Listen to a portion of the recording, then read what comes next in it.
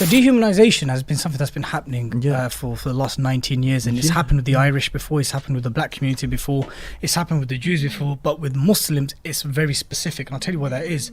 It's because it's not an isolated matter. The dehumanization of Muslims is happening here in the West, and it's happening in the Muslim majority world. However, it's like a global thing. It's a global thing. And look, we're not throwing conspiracy theories out there. Look, when Blair and Bush said you're either with us or with them, they've made it very clear, right?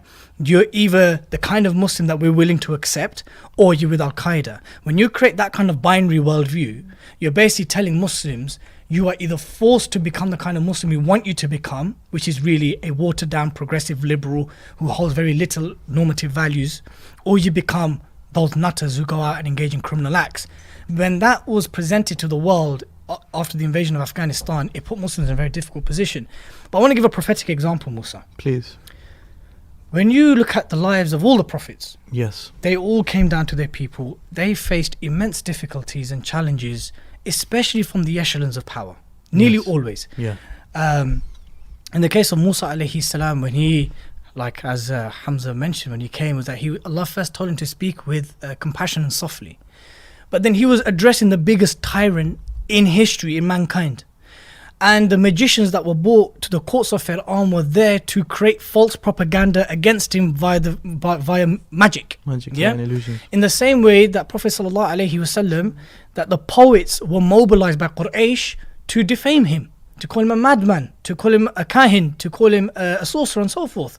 So the way I see the work of journalism today is not only dealing with the misconceptions and the dehumanization, it's actually holding those who do the dehumanization to account. Yeah. Because I've met a lot of Muslim organizations that say, we need to humanize Islam, we need to address misconceptions. That's fine, that's your remit. But we're about asking questions about those who are doing the dehumanization.